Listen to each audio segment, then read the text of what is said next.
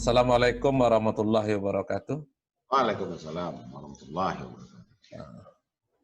Yang kita hormati Bapak Wakil Dekan 3 Fakultas Ilmu Pendidikan, Bapak Dr. Desyandri. Yang kita hormati Ibu Nur Hastuti, Ketua Jurusan Pendidikan Luar Biasa. Yang sama-sama kita hormati semua mahasiswa ya, seluruh panitia seminar untuk menggali minat mahasiswa untuk bersaing dengan topik menggali minat mahasiswa untuk bersaing di Pekan Kreativitas Mahasiswa PKM dalam masa pandemi COVID-19. Ya, kita tidak lupa mengucapkan syukur alhamdulillah kita masih diberikan waktu beri kesehatan dan kesempatan oleh Allah untuk mengadakan acara seminar tentang PKM ini yang dikelola oleh Himpunan Mahasiswa Jurusan Pendidikan Luar Biasa. Jadi di acara ini saya diminta untuk jadi pemateri tentang bagaimana menggali minat mahasiswa untuk bersaing di Pekan Kreativitas ini. Jadi di dalam menggali minat ini sudah dibahas kemarin. Coba next. Oke. Jadi kemarin pada waktu sosialisasi tentang bagaimana pelaksanaan tentang PKM, Program Kreativitas Mahasiswa pada masa pandemi ini. Kemudian Bu Ani yang ditugaskan oleh Dirjen Belmawa untuk mengelola PKM sampai ke PIMNAS yang rencana akan dilaksanakan itu pada bulan September. September ini kita akan PIMNAS, itu dalam jadwalnya. Dan di bulan Agustus ini kita akan melaksanakan evaluasi internal. Dia akan diumumkan nanti siapa yang akan didanai. Di bulan September kita akan melakukan progresnya untuk dilanjutkan dengan kegiatan untuk progres dari kegiatan PKM itu. Kemudian bagaimana mempersiapkan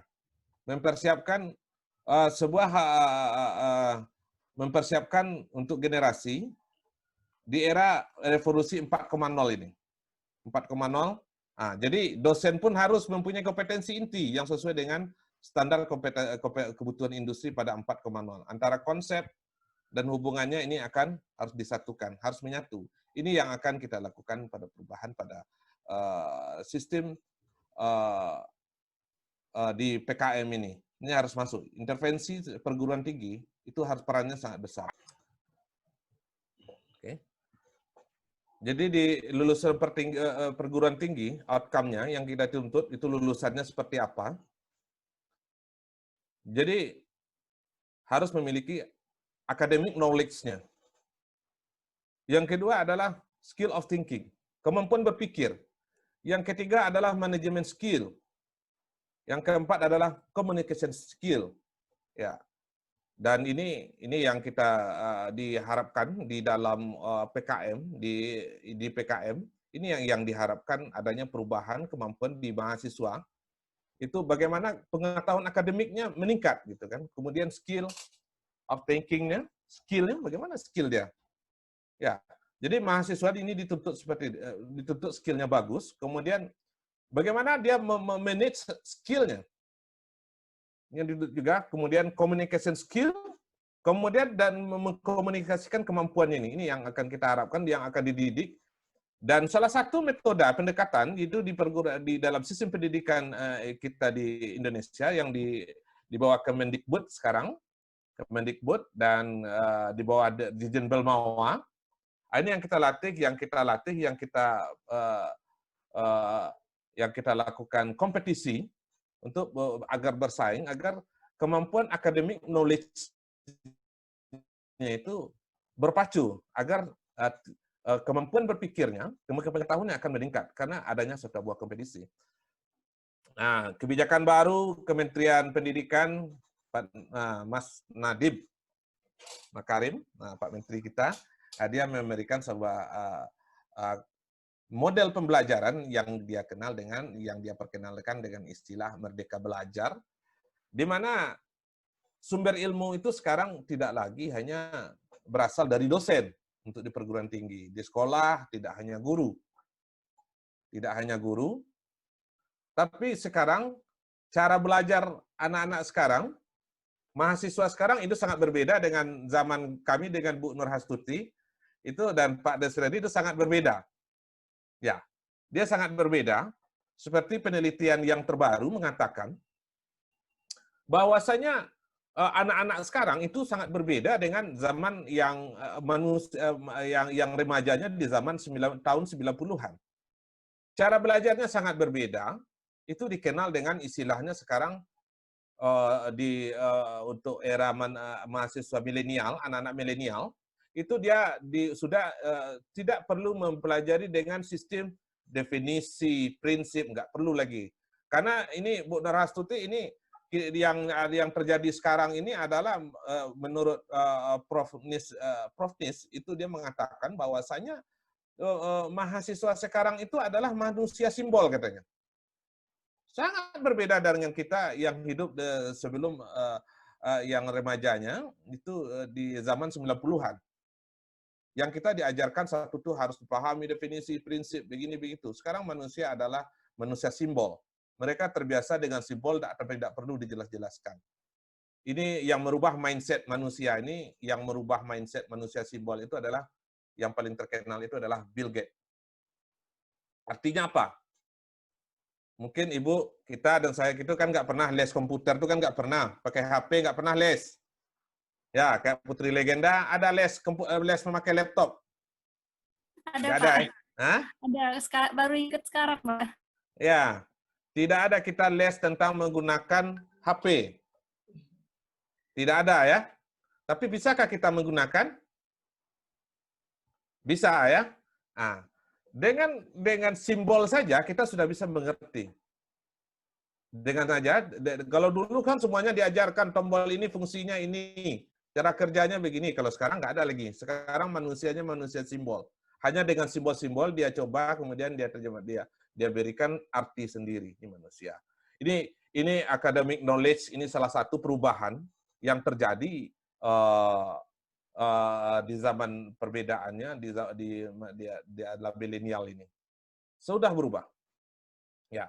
Jadi inilah konsep Merdeka Belajar, ini adalah salah satu model pembelajaran yang cukup bagus, cukup efektif untuk apa?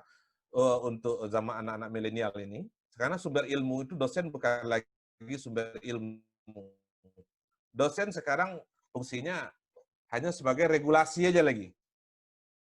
Dan mahasiswa itu bisa pintar walaupun tak ada dosennya. Ya, saya pun mengajari mahasiswa saja, kalau dia nggak ngerti langsung dia buka YouTube, buka tutorial. Ya, itu yang terjadi sekarang. Sekarang ilmu itu tidak dikuasai oleh seseorang, tidak dikuasai oleh satu lembaga, tapi ilmu itu informasi itu sudah masuk dari berbagai hal. Sehingga penerapan Merdeka Belajar itu cukup efektif. Ya, coba kita lanjut. Kemudian di dalam apa itu penjelmaan integratif sebuah kreativitas. Ya, dia itu adalah gabungan sumbangan dari pikiran atau kognitif, perasaan, kemudian keterampilan atau psikomotorik. Ini yang jadi gabungan sebagaimana bentuk kreativitas kita itu kita dibangun oleh 3 unsur. Pengetahuan kita, sejauh mana pemahaman kita terhadap sesuatu. Yang kedua, bagaimana perasaan, afektif, sikap. Ini dibangun oleh emosi, estetika, harmonisasi. Kemudian psikomotorik atau keterampilan. Jadi dari bakat, faal tubuh, otot lurik, ini yang sangat mempengaruhi terhadap kreativitas. Apa kita? Yang keterampilan yang bisa kita penjelmaannya integratif itu tentang kreativitas. Dia dibangun oleh 3. Pikiran, perasaan, keterampilan. Kalau pikiran, imajinasi, daya hayal kita, persepsi nalar, Ya, kita terhadap memandang sesuatu, kita contohkan aja lah. Kalau seperti yang kemarin, yang menang kemarin itu di anak yang dari jurusan PLB, kemarin kalau nggak salah dia judulnya adalah tomat baik ya, tomat baik dia. Ya, tomat Iya, baik. Pak. Ya, tomat baik. Itu dia bagaimana dia kalau nggak salah dia memberikan inovasi kepada anak autis kemarin apa? Yang menang itu, Bu. Yang tomat baik sebal palsi kan? Nah, Sebal palsi ya, Nisa? iya. Ya, sebal palsi, Pak. Iya. Jadi ini muncul dia. Dia memandang satu masalah, dia berimajinasi bagaimana alat dia bisa mengembangkan sebuah alat, ya kan? Sebuah alat. Kemudian dia bekerja sama dengan tim. Karena mustahil sebuah produk itu dihasilkan oleh satu orang. Tidak ada orang manusia itu yang bisa menghasilkan dia berdiri sendiri menghasilkan sebuah karya, itu tidak ada. Pasti dia butuh manusia lain, karena manusia itu adalah makhluk sosial. Sehingga kita dilatih bagaimana keterampilan manajemen skill, ya kan? Harus dikuasai seperti itu, memanagenya. Bagaimana menyatukan skill manusia satu, manusia dua, manusia tiga. Tidak semua satu manusia menguasai satu keilmuan. Ya, kan misalkan ide permasalahan ada di orang PLB, solusi nanti dia minta bantu dengan anak mahasiswa jurusan di kemarin kalau nggak salah dia sama anak informatika ya, teknik kemarin gabungannya, kemudian dari mesin untuk bikin. Ada idenya, dia hanya pandai melakukan kreativitas. Ya, ini yang harus kita apakan penggabungannya. Oke, lanjut. Nomor 5. Ya. Jadi kita di UNP, ini adalah taksonomi harian kita ya. Taksonomi harian kita di UNP. Karena di PKM ini merupakan kreativitas mahasiswa. Kalau di level keilmuan, di taksonomi Bloom, ya kan, di piramidnya, creating itu, yang bertanding itu adalah, yang kita adu itu adalah kreasi. Apa yang kita buat, itu yang kita pertandingkan. Jadi level ilmu itu adalah level dia adalah level 6 dia. C6 ini. 1, 2, 3, 4, 5, 6.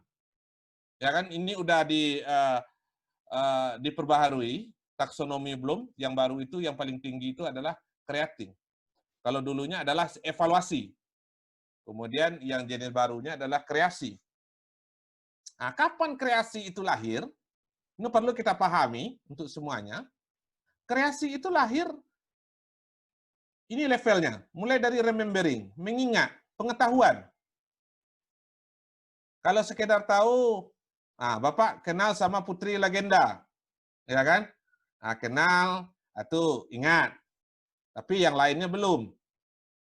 Nah, kemudian understanding, ya, memahami. Kalau bahasa kitanya. Yang kemudian applying. Nah, misalkan seperti HP kita pertama kita kenal, kita lihat, ini HP saya, gunanya ini, tipenya ini, dipelajari, understanding. Understanding itu udah paham kita menggunakan itu. Itu bukan level tinggi lagi itu tentang HP itu. Kita bicara tentang HP aja terlebih dahulu.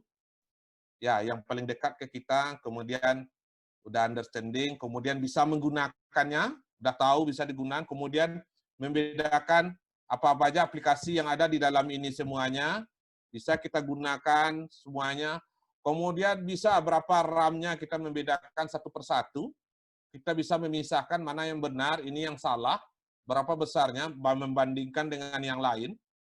Yang paling tinggi itu ilmu itu ada ilmu kreasi. Ya, jadi kreasi, pekan kreativitas mahasiswa. Jadi pada saat itu dia adalah manusia, kreasi itu akan lahir kalau dia sampai ilmunya ke evaluasi. Mustahil kalau ada orang membuat sesuatu, tapi ilmunya tidak mencapai tentang evaluasi. Itu ilmu coba-coba namanya. Ya kan? Try and error. 50% kemungkinan berhasil, kemungkinan tidak. Misalkan seperti saya, Bapak, Ibu-ibu ya, saya membuat kemarin adalah memproduksi namanya pembangkit listrik dari oli bekas. Saya membuat listrik, kalau kita listrik, kita bayar itu kan per kWh-nya, kalau di meteran yang pakai apa itu kan rata-rata 1.500 per kWh. Ya, mahasiswa tahunya kan rumahnya pakai meteran ya. Ya, kalau yang pakai bayar bulanan ada tertulis. Kemudian yang satu lagi jenisnya apa namanya? Token, Pak. Pakai token. 1.500 per kWh. Listrik yang saya buat sekitar tahun 2015 kalau nggak salah 16, itu saya membuat pembangkit listrik dengan biaya produksi, biaya energinya Rp150 sampai Rp350 per kWh-nya. Nah, yang saya bikin itu jarang yang gagal. Kenapa apa? Saya mempelajari ilmu itu sampai dia bisa mengevaluasi apa yang menimbulkan protes dari teman-teman yang lain. Nggak mungkin oli bekas bisa dijadikan energi, emisinya tinggi, asapnya banyak. Kalau mobil rusak mesinnya makan oli biasanya akan banyak asap ya. Kalau yang saya bikin itu Bu, itu bahan bakarnya 100% oli bekas. Selimbah kalau dibeli 1.000 sampai 2.000 rupiah per liter. Seperti itu dia kita berkreasi. Bisa sesuatu coba-coba saja itu trial and error. Tapi kayak siapa kemarin, dia paham sekali apa yang dibutuhkan oleh kemarin itu oleh orang pendidikan luar biasa kemarin yang menang kemarin, dia tahu apa permasalahannya, dia sudah evaluasi apa yang memicu syaraf dari penderita penyakit apa kemarin itu ya, dibikinkan alatnya. Itu kemungkinannya berhasil kalau dia sampai ilmunya ke evaluasi. Jadi bisa kita pahami anak yang masuk ke PKM udah dipastikan pintar, kemauannya tinggi, karena ilmunya berada pada posisi kreasi. Ini udah belum ini. Ini adalah, kalau dibilang pendidikan, inilah guru besarnya, soko gurunya Ibu ya. Keilmuan tentang apa, taksonomi belum inilah. Adik-adik kan mungkin udah belajar juga semuanya tentang taksonomi belum. Ya, kreasi. Ini yang dikatakan kreasi. Jadi puncaknya kita akan bisa berkreasi kalau ilmu kita pernah melalui, bisa mengevaluasi, bisa menganalisa, pernah aplikasi mengerjakannya, kemudian memahami apa yang kita kerjakan, kemudian kita mengingat. Ini levelnya. Mulai dari kita kenali, kita pahami, kita gunakan, kita analisa, kita evaluasi, padu sampai ke kreasi. Jadi yang kita kembangkan, yang kita tulis di dalam proposal itu, apa yang pernah kita evaluasi. Ini yang perlu kita pahami. Yang menang kemarin, kita kalau nggak salah, juara berapa kemarin? Saya hilang data, ranking berapa? Kita di sini juga kedatangan itunya Pak, Kak Anissa yang kemarin ikut PKM, yang sampai ke PAS. Iya. Juara favorit ya. Juara favorit ya, juara favorit. Ranking kita di nasional berapa ya? Sekitar 60-an kalau nggak salah. Itu yang apa? Jadi ini untuk adik, bagaimana kita memberikan satu di masa pandemi ini, di COVID-19 ini, bagaimana kreasinya di PKM ini ada perubahan. Kita akan menjelaskan, membahas di sini. Ya, coba dilanjutkan. Jadi di sini kunci dari kreativitas ini, kuncinya dari kreativitas adalah kreatif. Jangan otak kita itu adalah otak nyontoh. Itu tidak kreatif namanya. Mencontoh, curi karya orang, curi ini, ya kan? Kita berpikirnya kalau di statistik itu di luar normal. Ya. Kalau dia masih normal, itu nggak bisa menang. Orang kreatif, cara berpikirnya di luar normal. Kalau menyontoh-nyontoh yang terdahulu aja, gimana kita mau menang? Yang diuji di sini adalah kreativitas. Ada ide-ide, ada temuan-temuan baru. Masa kalau gaya berpikirnya biasa-biasa saja, gimana dia mau menang? Kalau biasa-biasa saja itu banyak. Yang diuji itu adalah terbaik yang dikompetisikan. Nah, kemudian waktu kami bertarung di KMHE 2018 Bu ya. Jadi pada waktu itu di KMHE kami UNP kan belum pernah ikut. Tahun 2018 langsung jadi panitia. Kemudian Pak Rektor, kami belum punya mobil. Minta ke Pak Rektor untuk bikin satu mobil. Berapa biayanya? 100 juta lebih. Kalau mau sekedar untuk mobil, untuk ikut-ikut saja 20 juta, tapi untuk bahan yang terbaik sekian. Nah, kemungkinan kita menang, Pak. Target berapa? Kata Pak Rektor. Pak Rektor tanya saya pada waktu itu, karena yang membuat kan tim saya gitu, Pak ya. Jadi pada waktu itu, target juara 3, Pak. Juara 3 nasional, belum pernah ikut, yakin juara 3 nasional. Pengalaman saya dulu ada waktu saya ambil S2 di USU, saya pernah bantu-bantu adik-adik, itu hanya pengalaman itu saja. Pengalaman itu saja, akhirnya pada saat kita ciptakan mobilnya, diadu dengan mobil perguruan tinggi, yang kita lawan itu kan ITB, UI, ITS, yang kita ini cuma UNP, ya kan? UNP. Kalau dibuat kita kan jauh ke bawah, tapi dikasih target oleh Pak Rektor, saya target juara 3 nasional. Sehingga teman di jurusan yang lain ketakutan. Kok kamu berani janji ke Rektor, ambil juara 3 nasional? Wah, kalau nggak kayak gitu, Pak, mana yakin Rektor dikasih uang banyak, tak ada target. Itu mustahil. Mana orang percaya? Akhirnya apa? Tuhan berkata lain hasilnya. Ya, kita diberikan kejuaraan, menang, bertarung, juara 2 nasional. Alhamdulillah ya, pada waktu itu juara 2 nasional. Pak Rektor begini jalannya, bangga dia, Bu. Bangga dia, masa UNP bisa mengalahkan kampus-kampus Jawa. Yang satu-satunya yang di luar Jawa yang menang, yang menang itu hanya UNP. Kampus kita Sumatera Barat tak pernah juara. Saya yakin, kreatif. Kita nggak boleh nyontoh. Kalau kita contoh mobil orang, kita bikin seperti itu. Jangan. Kreatif itu ada ide-ide, pahami prinsip, ya, sehingga kita bisa mengevaluasi. Itu yang perlu, jiwa-jiwa itu yang harus ditampilkan oleh mahasiswa kalau mau bertarung. Kalau otaknya otak ngekor, siapa mau menang? Mana yang lebih hebat? Yang mencontoh yang hebat atau yang punya kreasi? Nah, ya, apakah hasilnya ini akan lebih baik yang mencontohnya daripada yang punya kreasi? Tak mungkin ya. Ya, itu perlu kita pahami. Jadi kata kuncinya kreatif, wadahnya namanya program kreativitas mahasiswa. Ya, ini dijalankan, kata kuncinya di sana adalah kreatif. Nah, jadi kita nggak perlu minder karena kita UNP, kita nggak mungkin menang. Ada satu temuan pada waktu kami juara itu. Apa kata tim ahli dari ITB pada waktu itu, namanya Pak Iman Reksowardoyo. Pak Iman ini dosen senior, ahli bahan bakar, ITB dipakai oleh Pertamina. Ya, oleh Pertamina, dia mengatakan, apa katanya pada hal apa itu?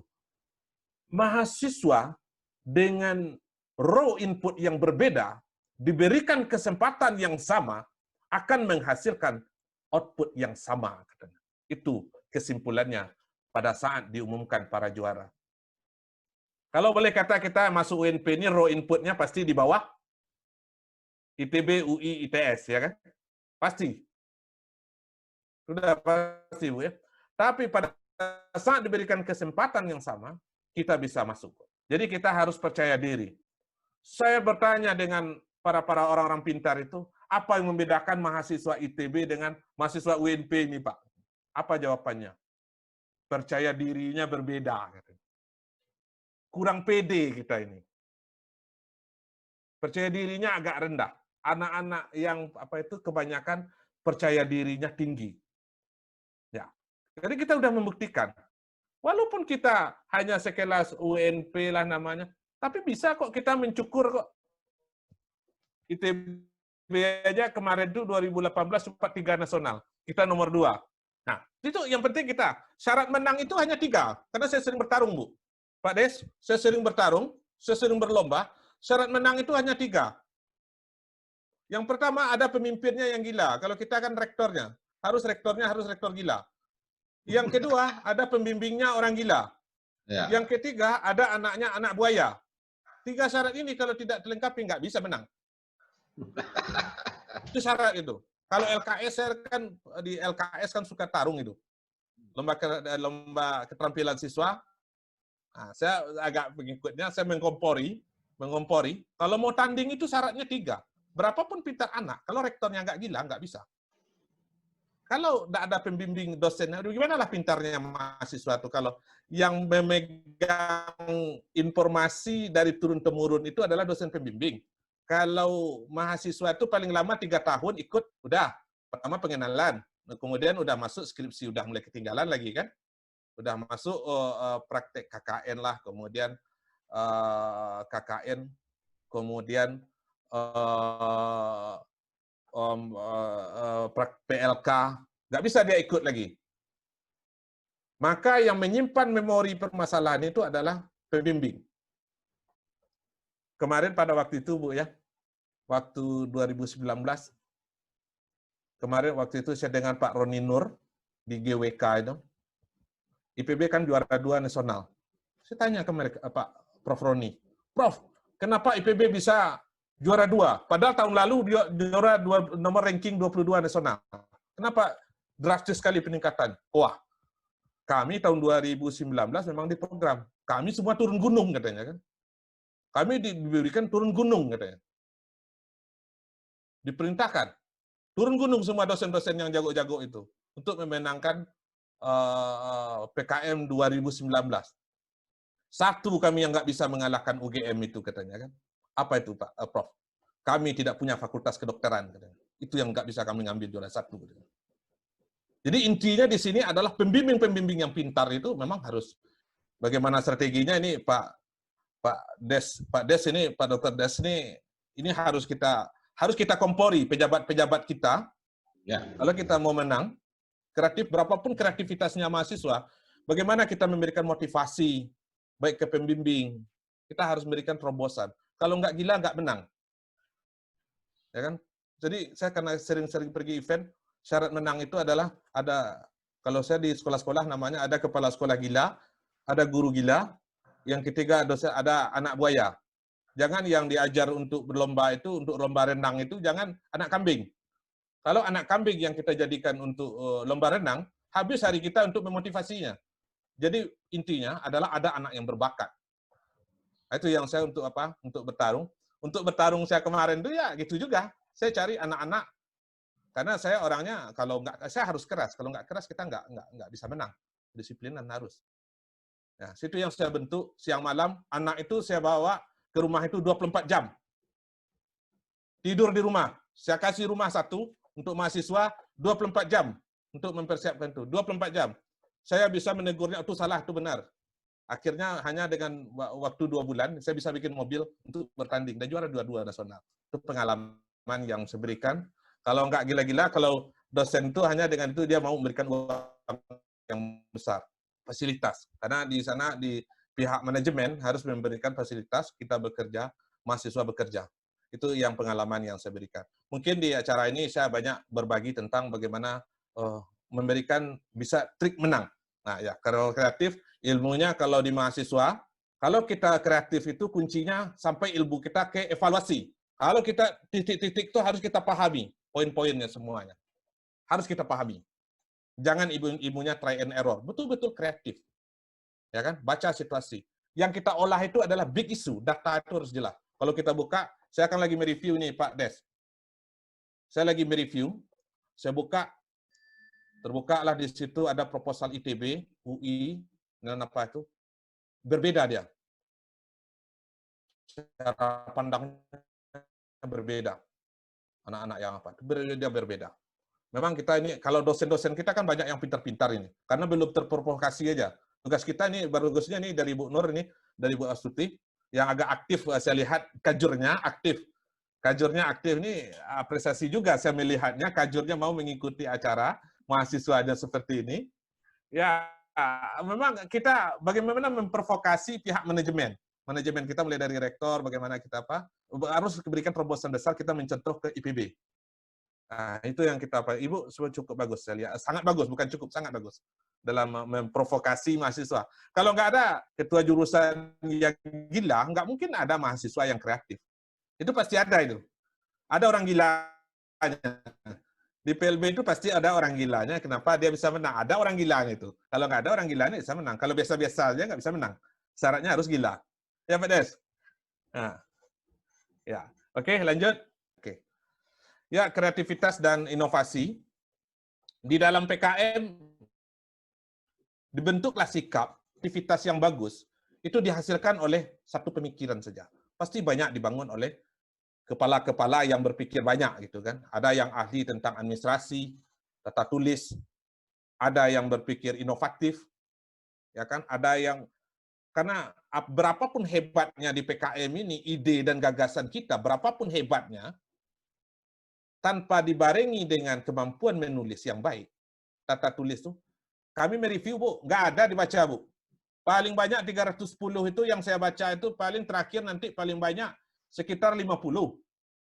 200-an nggak dibaca itu, kena di aturan administrasi proposal, tata tulis, penulisan daftar isi, nama lengkap, judul maksimal, ada aja salah satu langsung coret, nggak perlu dibaca lagi, langsung dikasih nilai 1. Jadi proposal itu betul-betul bagaimana kita membuat satu strategi, kita udah tahu manfaatnya. Saya masuk ke reviewer itu Bu ya, yang saya bagi itu adalah bagaimana cara orang menyampaikan proposal anak UNP itu. Itu yang apa? Kata tokoh dedengkotnya di sana Pak Sundani, itu yang dikirim ke kita ini sampah aja kan. Kan? Bagaimana sampah itu, cara membuang sampah dan yang bagus itu kan. Ini ada, nanti saya bagikan di sistem administrasi. Bagaimana dengan cara administrasi proposal yang bagus itu. Kalau misalkan ada di situ marginnya seharusnya kan 4-3-3-3, dibikinnya 3,5 2,5 untuk nyetel halaman, ya kan? Udah terdeteksi 4-3-3, udah buang, nggak perlu dibaca. Dia tidak taat aturan, nggak perlu dibaca proposalnya, gitu aja mereview. Dari tanggal 20 310. Harus bisa mereview. Gimana caranya? Triknya. Itu yang harus kita pahami. Bagaimanapun hebatnya sebuah ide, itu tidak ada artinya kalau sistem syarat administrasi proposalnya tidak bagus. Itu perlu dipahami oleh semua mahasiswa. Kemudian keahlian, kemampuan, sikap, kemandirian. Ini menyatu dalam kegiatan kreatif dalam bidang yang ditekuni. Ini yang kita pertandingkan di dalam PKM. Ini yang kita pahami bersama. Ini harus jelas. Ini yang harus persepsi mahasiswa harus dirubah. Bukan ide aja yang bagus, kemampuan bapaknya. Tapi kalau idenya nggak big issue, kalau nggak big issue, karena diukur. Karena alat ukurnya sangat sensitif. Kalau ide itu diukur, misalkan judulnya kursi otomatis untuk apa? Kita ketikkan ke internet. Kalau udah ada judulnya di internet, berarti itu idenya nggak bagus. Itu mencontoh. Plagiat dianggap, udah, nggak ada nilainya. Berarti nggak kreatif, contoh. Itulah yang apa. Kemudian yang lanjut. Kebetulan ya. kita mau dalam waktu dekat ini sekitar bulan Agustus atau September itu akan mengundang langsung Dirjen Belmawa untuk PKM ini, untuk VIP. Ya, harus seperti itu. Kalau nggak seperti Pak siapa sekarang ITB kan nggak masuk 10 besar lagi kan? Iya, betul. ITB sekarang untuk 2020 turun gunung. Seperti itu orang-orang itu. Kemarin 2019 IPB turun gunung. Ibu lihatlah nanti kita ada di list nanti. Ya, lanjut. Lanjut. Coba deh ya. Ini 10 besar. Berganti juara Pimnas 2019. Ini bisa kita lihat, ini saya ambil dari akun Instagram resmi di Dirjen Belmawa. Berikut, ini 10 besar. Yang pertama adalah UGM. Ini juara bertahan terus. Kemudian di bawahnya ada IPB, skor 23. IPB, yang tahun 2018 IPB ini 22, Bu. Ranking 22. Hanya 1 tahun, naik dia ke nomor 2. Itu apa kata Prof. Roni itu? Kami semuanya turun gunung, diperintahkan rektor. Karena ini, PIMNAS ini adalah gengsi, PKM itu kan gengsi perguruan tinggi, akreditasinya sangat berpengaruh terhadap juara berapa dia di PIMNAS. Akreditasi ya Pak Des ya? Salah satu ranking universitas itu dipengaruhi oleh ranking akreditasinya, dipengaruhi oleh kejuaraan PIMNAS ini poinnya besar. Karena Termasuk, sehingga, ya, termasuk klasterisasi, Pak. klaster ya. Poin dalam klasterisasi. Ya, mungkin tidak ada yang memberikan saran ke Pak Rektor bagaimana strategi-strategi, ide-ide ya. Bagaimana kalau saya sudah masuk, saya pun kalau diberi memberikan informasi ke mereka bagaimana bukan oleh perguruan-perguruan tinggi yang berhasil gitu kan. Kalau mencontoh ya kanan sudah ya, mencontoh ya kanan manang ya apa. Ya, Meniru ya kanan elok, ya kan? Membiak tua ya kanan manang. Nah, itu kata orang Minang ya, membiak tua kanan manang, mencontoh kanan sudah, meniru kanan elok. Ah, itu betul. Ya. Kita belajar dengan perguruan-perguruan tinggi seperti UGM. Saya langsung ini dengan dedengkotnya dengan IPB, Prof. Rodi ini langsung saya tanya ini. Yang terdegradasi dari 10 besar sekarang ini yang seharusnya ada siapa ini? Pak Des. Yang nggak ada di sini di 10 besar. ITB ya. Dia jadi ITB langsung menjadi reviewer. Dia punya akses ke pusat, dia bisa masuk. Bagaimana dia mempelajari? Saya lihat ada namanya Pak Sandro, Pak Ganteng ya, Pak Ganteng namanya. Dia direktur kemahasiswaan ITB. Direktur kemahasiswaan karena dia udah PTMBH ya. Dia bebas, dia di bawah direktur wakil rektor 3 ada direktur namanya direktur kemahasiswaan. Langsung dia di reviewer sekarang. Karena 2018 dia gagal. Mungkin marah-marah Pak Rektor mungkin. Langsung turun gunung. Itu yang terjadi. Begitu semangatnya perguruan-perguruan tinggi lain dalam mengejar ranking dari di PIMNAS ini. Mudah-mudahan kita bisa ini sebagai contoh, bisa penyemangat kita, bisa mengkompori bagaimana saya sudah masuk ke apa itu. Memang bisa, kalau saya yakin kita bisa bertarung. Buktinya dengan begini-begini aja Bu ya. Pendidikan luar biasa bisa masuk PIMNAS kan? Juara lagi kan? Naik pentas. Foto-fotonya saya masukkan ke dalam PowerPoint tadi. Ya, coba lanjut. Ya, oke. Di sini di tujuan PKM ini itu bagaimana ini di PKM ini? Bagaimana memandu mahasiswa menjadi pribadi yang satu tahu aturan, taat aturan. Ini yang dididik yang pertama. Jadi aturan itu di dalam penyamaan, bagaimana dia tahu aturan, hurufnya sekian, jenis hurufnya sekian, margin sekian, kemudian biaya, daftar isi, pendahuluan, kemudian daftar pustaka. Kebanyakan kita di daftar pustaka yang bermasalah. UNP, kita lihat, saya cek ke teman-teman, gagalnya di daftar pustaka. Di margin sudah oke, jenis huruf sudah. Kenapa? Dia menggunakan pin to pick itu dengan dia kan PDF kan? Diketik di halaman kutipan, di halaman inti nggak jumpa, nggak nyambung antara kutipan dengan daftar pustaka. Ini langsung dikasih nilai 1. Nggak dibaca itu proposalnya. Kalau tidak taat aturan. Ini yang paling utama ini. Proposal itu jumlahnya 57.000, kalau nggak salah 57.000 lebih. Ini bisa kita lihat nanti 57.000. Kemudian kreatif. Setelah dia taat aturan, administrasinya kita cek. Ada sekitar berapa di buku panduan ada itu? Ada sekitar 10. Ya, yang kita punya instrumen, kita dibekali di penyamaan persepsi itu ada 10. Ya kan, mulai dari timnya cukup nggak 35 orang, judulnya maksimal, nama lengkap, nih kalau nama-nama dipendek-pendek kan udah langsung coret aja. Kasih nilai 1, nggak dibaca itu proposalnya. Betapapun hebat sebuah ide, tidak tahu aturan, tidak taat aturan, tidak tahu. Tak tahu aturan, taat aturan, ya kan? Udah, kalau nggak taat, udah buang aja, nggak perlu dibaca. Bonus itu buat reviewer, ya kan? Nggak pusing-pusing dia baca, kan? Buang aja. Nah, gitu. Kemudian kreatif. Baru kita berbicara tentang kreatif intelektual. Ini yang pertama yang harus kita Ini adalah tujuan dari PKM. Lanjut. Ya, ini jenis PKM. Ini nggak perlu kita bahas lagi nih. Bu Astuti aja udah bosan lihatnya ini. Nah, Pak Des juga. Yang kemarin kita ada GFK apa ya? Ada GFK. Kemudian ada 5 bidang. Yang udah diumumkan itu adalah PKM KT dan PKM GFK. Itu yang diumumkan, yang dibacakan oleh Pak Des tadi. Itu adalah PKM KT dan PKM GFK. KT itu terdiri dari GT, AI, dan GFK. Kalau GFK ini video ini di YouTube. Kalau ini gagasan tertulis, ide-idenya, yang gagasan tertulis, kemudian artikel ilmiah dia menulis, ini dia berbeda. Ini yang sudah diumumkan, yang dia pakai lagi. Speknya antara AI dan GT itu ada. Oke, dia tidak masuk di tidak masuk di perlombakan di PIMNAS. Oke, lanjut. Sekarang kita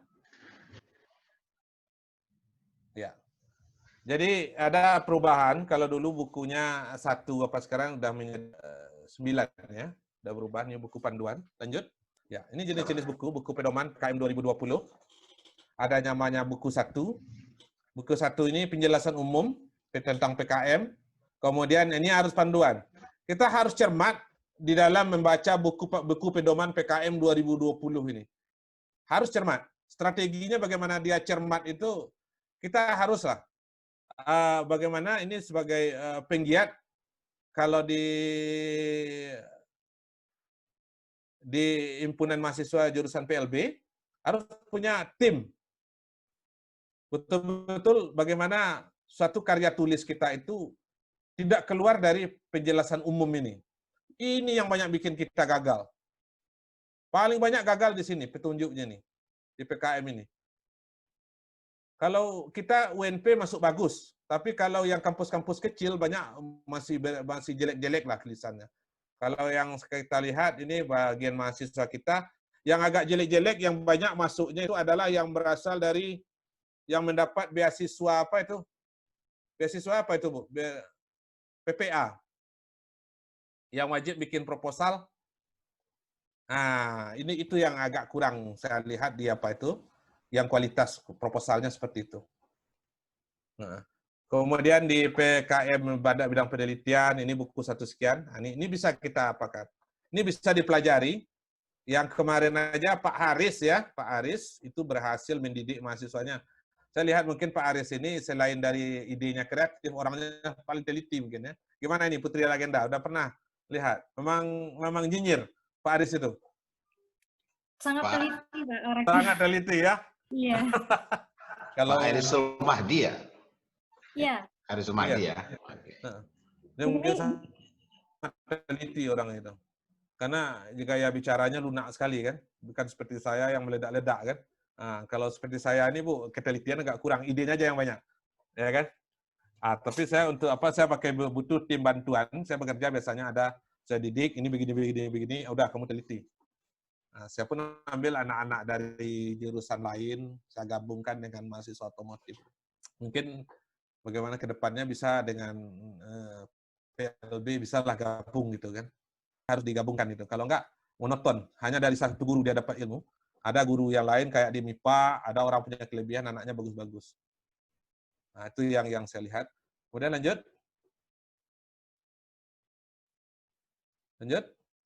Nah, ya. Ya, jadi ini kalau penjelasan ini, mungkin alur perjalanan 8 bidang, ada 8 bidang. Yang sudah diumumkan itu yang 3, yang 5 belum. 5 masih kami review. Masih review itu. Sekitar tanggal 31 Juli batas kami mereview. Sudah selesai itu, 31 Juli batas akhirnya. Nah, dari tanggal 20 kemarin itu, tanggal 20 sampai 31 Juli. Diberikan waktu untuk mereview, kalau saya dapat jatah 310. Kalau yang biasanya baru sekarang itu sekitar 190. Nah, saya tak golong yang mana masuknya, entah Madya, entah pemula, agak jelas. Dia ada reviewer itu, ada reviewer pemula, Madya, kemudian juri PIMNAS, kemudian tim kecil. Kalau tim kecil itu udah dedengkot itu, Pak Des. Dedengkotnya itu dialah yang menyusun aturan apa semua, itu tim kecil. Itu yang paling tinggi levelnya. Nah, kemudian saya level yang paling rendahnya itu. Ya, pemula. UNP cuman satu-satunya cuman saya aja, Pak Des ya, yang jadi reviewer di PKM. Sendiri aja. Sendiri aja. Udah berapa lumur masuk, masih saya sendiri. Nah, di mana salahnya, bagaimana UNP berjalan, biar makin banyak lah kita bawa informasi dari pusat itu ya, dari pusat, biar lebih banyak lah, biar kita bisa berkembang. Kalau UNAN ada 6, UNAN ada 6. UNAN itu pun udah senior. Kalau saya masuk UNP hanya satu pemula yang satu itu. Nah, kalau 2019 saya masih magang itu. Magang di Bali kemarin, pergi magang itu. Ya. Lihat-lihat aja gitu kan. Nah, belum boleh pegang pena. Nah, bantu-bantu aja, lihat-lihat gitu aja. Kemarin Bisa saya pergi ke bisa ditelusuri sama Pak Rektor, Pak Irdamun. Bisa. Biar penambahan reviewer. Iya, penambahan lah. Iya. Ya, oke. Padahal kita banyak yang bagus-bagus kok. Saya bukan yang terbagus, nasib aja yang bagus kan. Jadi reviewer bukan yang terbagus. Ya, entah kenapa saya bisa jadi reviewer ini tak jelas juga. Ya. Oke, lanjut. Oke, lanjut. Oh ya, oke. Ini pedoman PKM. Ini di pedoman PKM 2020. Ini anggaran kita akan di pendanaan 5 sampai 12 juta setengah. Yang untuk COVID ini berbeda lagi. Kita tidak mengacu kepada 512 ini ada revisinya. Ini yang membedakan.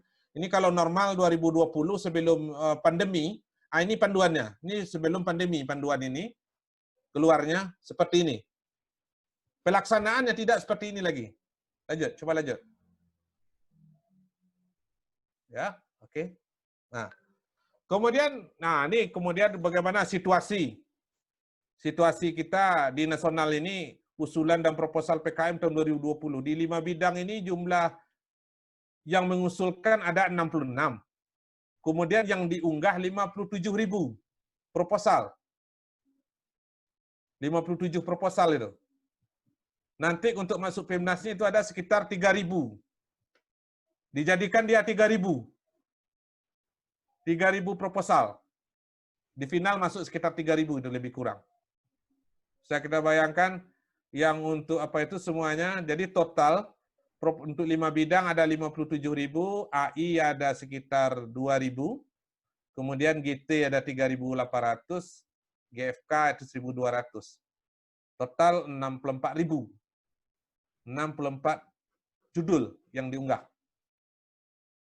Reviewernya 2 kali itu. Satu reviewer, reviewer itu jumlahnya pekerjaan itu dia satu proposal direview oleh 2 reviewer. Tahun 2020 jumlah usulan mencapai 75.000.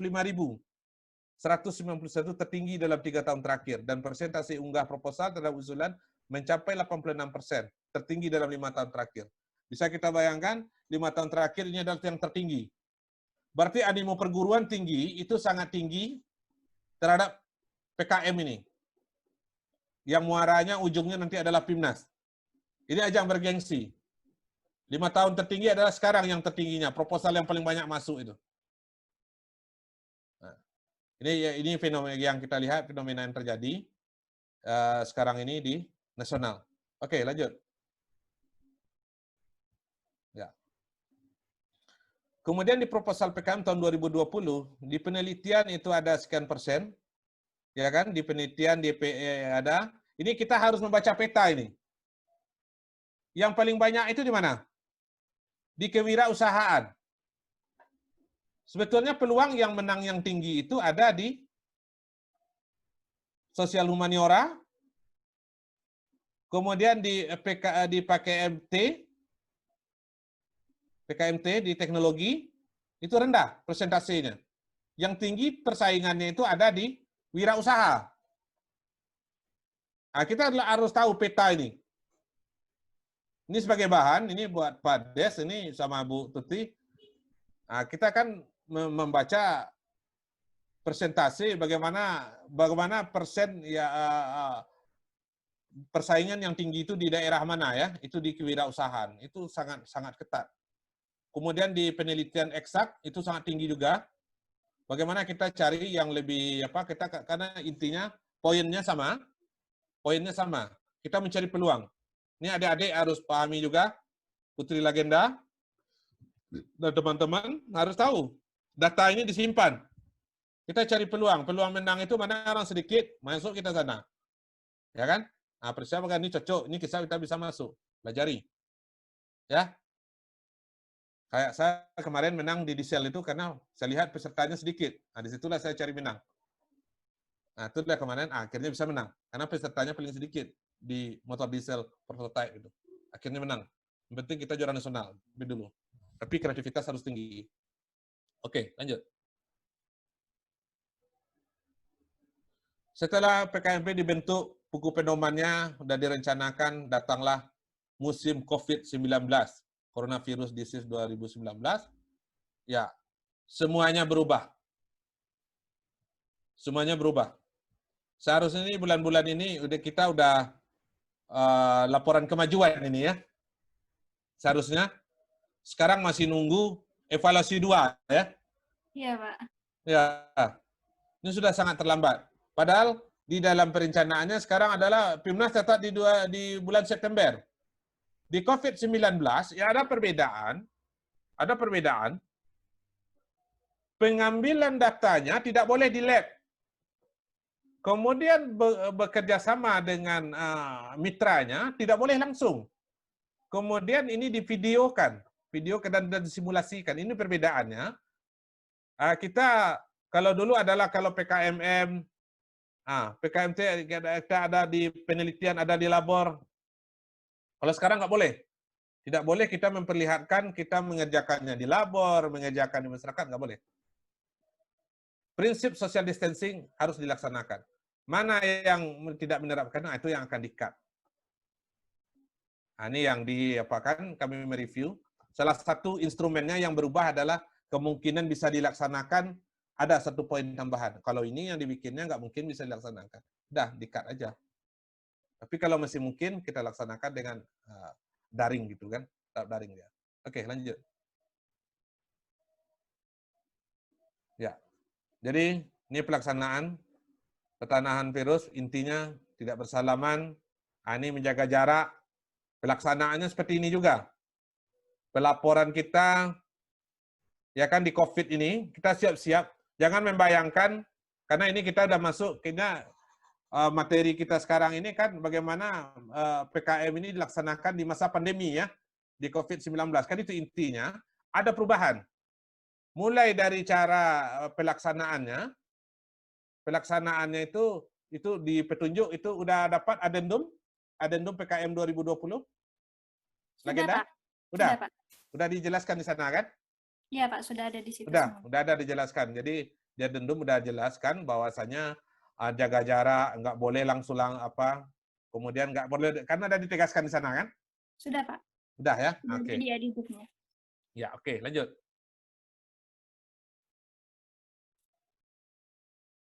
Ya. Jadi di PKM di era pandemi COVID-19 itu bagaimana dia harus mengubah aktivitas yang sebenarnya dilakukan secara luring atau di luar jaringan langsung ini ya menjadi daring atau online based activities karena adanya protokol di masa pandemi yaitu physical distancing termasuk di dalamnya aktivitas PKM 5 bidang. Nah, ini dia itu perubahan. Kemudian penyesuaian itu saja berdampak terhadap luaran atau output dari kegiatan tersebut karena durasi waktu yang sebelumnya dilaksanakan 4-5 bulan pada masa penikahnya dapat berjalan selama 2 bulan. Biasanya kita pelaksanaan PKM ini sampai ke PIMNAS 4-5 bulan. Sekarang hanya 2 bulan waktunya. Ya, evaluasi ini hanya 2 bulan. Ya, sampai ke PIMNASnya Bu, itu perbedaannya. Kemudian luaran kegiatan sebelumnya merupakan physical based product, sekarang menjadi digital. Berbasis digital. Nah, ini yang inti dari addendum ini. Kemudian penyesuaian kegiatan PKM ini secara otomatis akan berpengaruh pada besaran pendanaan program sehingga perlu dilakukan restruktur menjadi lebih ringkas. Nah, kemarin dibicarakan hanya 4 juta. Nggak ada 12,5 juta lagi, Bu. Cerita anggaran kemarin tadi kan ada 5 sampai 12,5 juta, ya kan? Sekarang dipatok kasar aja semuanya itu ada, kalau yang bagus 4 juta, kalau enggak, kalau apa dikasih dia 3,5 juta itu biasanya enggak menang. 4 juta aja dikasih lagi. Nah, karena di apa itu tidak ini ya satunya kelemahan di sini. Yang kedua nggak ada acara pergi round-roundnya, Bu. Tahun 2019, Bu, kemarin pergi kan, jalan-jalan. Adik-adik ini yang carikan bonusnya kan jalan-jalannya ya. Kalau menang ya Putri Legenda. Iya, Pak. Ini jalan-jalan juga, tapi pakai bisnis orang. Ayo dulu. Lampai jalan itu kini yang jadi masalah ini. Tapi nggak apa-apa. Yang penting kita kreativitas kita masih bisa dibangun. Oke, Pak, lanjut.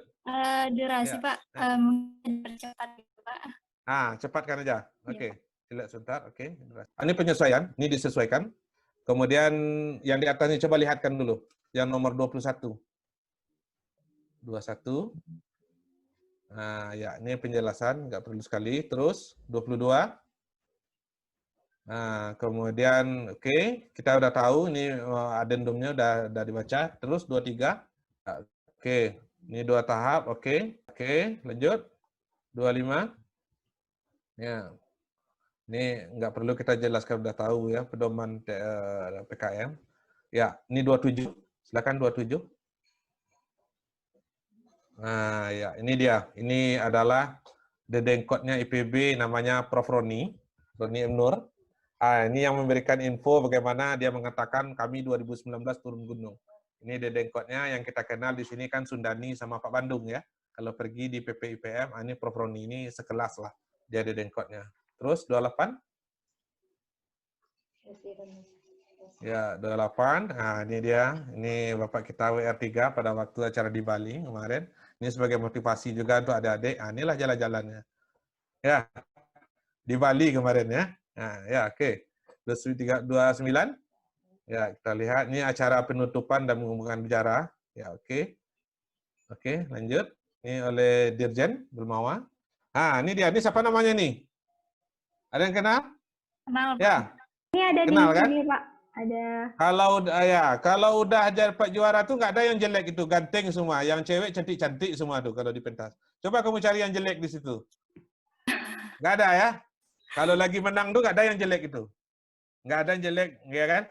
Semuanya sumringah ya. Yang di pentas itu ya. Nah, ini momen yang kita dapat. Ini UNP. Oke, lanjut. Nah, kita lihatkan. Ini sebagai motivasi buat adik-adik. Kapan? Nah, ini apa namanya ini? Kak Anissa, Pak, itu juga sedang ikut seminar kita hari ini, Pak. Ini kan Anissa kan? Tampak cantiknya, keluar cantiknya kalau udah di apa tuh kan? Di atas podium itu kan, di atas pentas karena juara kan? Ya, keluar dia. Cahaya positif itu keluar dia. Kebanggaannya di nasional kan? Ya, ini kita perlihatkan, kita pertontonkan itu. Lanjut. Kita harus provokasi teman-teman kalian. Lihatlah, di situ. Nggak ada kan? Iya, Bu. Cantik-cantik dan ganteng-ganteng semua, Bu ya? Ya, Bu Tuti? Nah, cantik dan ganteng. Nggak ada yang mengerut satu pun. Merenggut satu pun. Nggak ada. Coba lihat terus. Wajahnya sumringah. Malam pun bercahaya kan? Itu kan malam Bapak foto itu dengan HP. Nah, bisa bercahaya dia. Semuanya ketawa. Semuanya gembira. Ya kan? Nah, itu baru ada harapan 2 kalau nggak salah ya. Udah sumringah sekali. Kemudian lanjut. Oke. Ya, oke. Nah, ini kamu lihatlah wajah-wajahnya. Senang semuanya. Semuanya senang. Saya lihat itu yang saya perhatikan wajahnya. Bagaimana dia sukses gitu kan, orang-orang sukses itu. Sukses dia. Mudah-mudahan nanti Anissa bisa berbagi lah waktu kita diskusi. Lanjut. Ya, coba lihat gambarnya. Nah, ini dia. Ini kalau nggak salah dia menangis kalau nggak salah ini Anissa ini pada waktu itu. Menangis haru dia kalau nggak salah. Saya lihat itu. Langsung saya kejar ke pentas itu, Bu. Walaupun ada penjagaan, saya kejar itu. Langsung saya foto. Nah. Ya, Pak Effendi pada waktu itu sempat bernyanyi. Nah. Ya, kita sangat senang pada waktu itu. Lanjut. Nah, ini dia. Ini pembukaan ini. Satupun yang dari UNP nggak ada yang ikut. Hanya saya sendiri yang ikut. Yang dari UNP, pembukaan. Karena tim UNP itu terlambat. lambat datang, pembukaan udah jalan. Nah, saya aja lah yang sendiri, karena saya berangkat bukan dari tim dari UNP, tapi pergi magang. Bapak lebih awal datang, karena pergi magang untuk jadi reviewer. Itu aja lah, saya Bapak sendiri aja. Ini kenang-kenangan dari Bapak ini, Universitas Negeri Padangnya nampak. Ini di GWK ini. Ya, patung yang besar itu. Nah, ya, oke. Dah? Lanjut? Ya, oke. Terima kasih. Ya, ini quotes dari saya. Allah menugaskan kita di dunia ini untuk berusaha dan berdoa. Laksanakanlah. Ya kan? Kuncinya kita adalah kita berusaha dan berdoa. Lebih dari itu bukan urusan kita. Ya, usaha kita hanya berusaha dan berdoa. Soal hasil itu urusan Tuhan. Itu untuk semuanya. Pesan dari saya untuk pemateri hari ini kita cukupkan. Oke, saya akhiri. Assalamualaikum warahmatullahi wabarakatuh. Waalaikumsalam. Terima kasih Bapak. Ini ada 3 pertanyaan Pak yang masuk di sini. Itu Ya. ada dari Estikip PGRI Sumatera Barat. Ya. Namanya Ana. Dia bertanya, gimana sih Pak tentang plagiat gitu Pak? Misalnya bisa tahu kalau ide kita tuh nggak plagiat gitu Pak. Ide plagiat ya, oke. Iya. Ana, Tahu kalau plagiat. ide itu tuh belum ada kayak gitu Pak. Iya, oke, plagiat. Oke, yang kedua? Yang kedua, ini dari jurusan PLS UNP, Fauzia, dia menanyakan bagaimana tentang PKM tahun ini Pak, masih pakai berkelompok kah atau individual atau bagaimana sistemnya gitu Pak. Apakah sistem berkelompok atau individu? Terus yang terakhir ini dari UMS, apa saja poin-poin penilaian agar PKM kita diterima gitu Pak. PKM diterima penilaiannya? Iya, penilaiannya Pak. Mungkin itu 3 pertanyaan yang masuk. Karena banyak sekali sebenarnya pertanyaan Pak. Ini sebagian besar dari pertanyaannya. Ini UNM ya? UNM ya? Yang ketiga? UMS. UMS ya? Untuk Universitas UMS ya? Muhammadiyah Surakarta. Oh ya, Muhammadiyah Surakarta. Oke. Saja dulu yang pertama ini dari Ana ya. Tentang plagiat. Nah, bagaimana cara mengukur plagiat di tentang karya kita itu? Nah, jadi cara mengukur judul aja lah dulu ya. Apakah judul kita ini plagiat udah ada orang bikin atau tidak? Judul aja dulu. Ada cara mengukur apa dia bagaimana kerja itu efektif dibikin cara mereview itu. Misalkan di judul itu diketikkan ke Google. Anda cek, Anda boleh mengukur sendiri. Misalkan judulnya adalah kursi otomatis untuk mengangkat mayat yang tidak sholat, misalnya kan. Ya, diketikkan itu ke Google. Diketikkan itu ke Google. Kalau Google menerima semuanya, tidak ada, kan ada kunci tidak ada atau mas ya, kalau nggak salah kata-katanya. Kalau dibacanya semua oleh Google, berarti itu sudah ada, idenya rendah itu. Itu trik mengukur. Ini untuk Ana ya. Itu dari judul aja dulu, apakah judul ini idenya bagus atau tidak. Kalau di plagiat, nanti kami akan men-share, kami akan mencarinya itu di Google. Cara mengukur plagiat itu. Kalau idenya sudah ada, kami ketikkan di situ, akan nampak di situ. Oke, ini enggak ada. Enggak bagus idenya. Jadi kita bisa menguji, ini info yang Bapak dapatkan dari jadi reviewer itu, bagaimana menguji sebuah ide atau gagasan yang kuat, yang poinnya tinggi, yang tidak ada orang lain.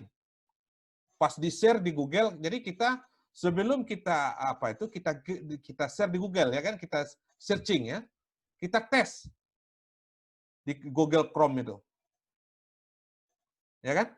Tapi kalau dia katanya kan ada di situ dia mengatakan yang tidak ada adalah misalkan tomat baik. Nah, tomat baik nggak ada dia di apa? Tomat baik nggak ada, yang lainnya ada kan? Berarti nanti disusuli lagi. Itu cara di Google itu. Itu udah langkah kedua itu ya. Yang pertama itu adalah seleksi administrasi, evaluasi 1. Di evaluasi 1 itu ketahuan mana yang patuh dan tidak patuh atau tidak terhadap aturan. Itu banyak sekali yang terbuang itu. Itu bisa kamu cek sebetulnya itu dengan menggunakan Fin2Pick itu yang di PDF itu ya. PDF, ketik aja dia, kalau dia apa itu nampak itu mana yang ketahuan. Bisa itu. Workshopnya kita lakukan untuk bagaimana cara melihat, kita dibekali dengan bagaimana mendeteksi. Tanda tangan, cropping, nah, itu sangat apa. Kemudian untuk plagiat ini intinya, kita diuji di Google. Bagaimana ide itu betul-betul kreatif. Kita tidak menyontoh. Ada satu strategi bagi kampus-kampus yang bagus, dia memplagiat, mengambil dari luar negeri. Karena dia berbahasa Inggris misalnya kan, atau berbahasa lain, dia terjemahkan, ada ide seperti itu. Adapun sekarang kemarin ketahuan juga, untuk mereview sekarang ini, dia plagiator itu. Diambil dari luar negeri, linknya dibagikan di grup itu. Nah, ini harus hati-hati, caranya tes produkmu itu di Google. Oke, itu intinya. Yang kedua dari Fauziah, sistem kelompok. Apakah di Fauziah ini menanyakan apakah untuk di masa pandemi ini, apakah PKM dilaksanakan masih secara kelompok atau secara individu? Iya, begitu, Pak. Kalau sistem timnya itu masih tetap sama. Ini sosialisasi terakhir yang lebih tegasnya itu di adendum itu ada. Jadi dari koordinator pelaksana dari Bu Ani kemarin dia mengatakan yang berubah itu adalah yang pertama adalah anggaran, yang kedua adalah metodenya, metode caranya. Bagaimana kalau dulu adalah dengan sistem luring, sekarang adalah dengan sistem daring, semuanya digital. Pengambilan datanya harus tidak boleh kontak antar manusianya dihindari. Pengambilan data di lab dihindari, hanya simulasi saja. Simulasi, bikinkan simulasinya, itu yang diapakan. Yang menyatukan nilai nanti di laporan progresnya, progres kemajuannya. Kalau ada kita kejar lab, itu yang turun nilainya. Kita diskusikan lagi nanti kalau ada apa, informasi Pak, tanya Pak, bagaimana tentang ini. Kita diskusi lagi. Ya, ada perubahan-perubahan. Nanti adik-adik kalau ada yang lulus di evaluasi 2 kasih tahu. Biar Bapak carikan infonya. Ini Anissa udah hadir nih, udah nampak nih ya. Ya. Ini Anissa udah hadir nih ya. Ini yang juara nomor 4, nomor 5 kemarin ya Anissa ya. Juara berapa Anissa? Anissa? Favorit berapa kemarin? Anissa. Halo Anissa? Oke. Halo Anissa? Iya Pak, kemarin tuh juara favorit Pak, bukan juara 4. Juara favorit ya? Iya, presentasi favorit. Presentasi favorit ya? Iya Pak. Nah, mesti semangat lah ya. Ini mental sang juaranya muncul ini. Mental sang juaranya. Ya. Kalian bagi contoh lah kakak kalian Anissa nih. Anissa udah sekarang udah KKN? Masuk KKN? Ada skripsi? Sudah selesai KKN Pak, masuk semester akhir Pak. Semester akhir. Tingkat akhir. Ya. Oke. Ya, lihatlah percaya dirinya berubah itu ya. Kalau udah juara ada. Ya Bu Tuti. Berubah anak-anak yang udah pernah sukses itu percaya dirinya berubah. Ya. Lihat dari wajahnya. Dari wajahnya nampak itu. percaya dirinya ya Pak Des ya. Cuma ini Pak Darmon. Ya. Ini lewat Anissa ini mohon dibantu juga teman-teman lain yang ikut. Jadi sumbangkanlah apa yang didapat dari juara itu ke teman-teman. Iya. Nah, oke, itu saja Pak Darmon. Ilmunya jangan disimpan ya Pak Des ya. Harus di-share karena kita berbicara tentang Universitas Negeri Padang ya. Betul. Oke. Kemudian dan jawabannya untuk Fauziah tadi memang tetap berkelompok, yang berubah itu adalah sistem pelaporannya, kemudian keuangannya berubah. Hanya standarnya 4 juta. Ya, ini mengecewakan Bu Tuti nampaknya ini. Paling banyak 4 juta ya Pak? Iya, 4 juta kalau sekarang. Ya, nampaknya anggarannya merosot sekali. Karena yang dibeli pun tak ada, semuanya simulasi. Gambar-gambar aja yang dikirim, yang dibuat itu video-video, gambar-gambar gitu aja. Ya, itu yang membedakan, beli bahan pun tak ada lagi. Sebetulnya banyak juga lah dapat. Ya kan? Iya sih Pak.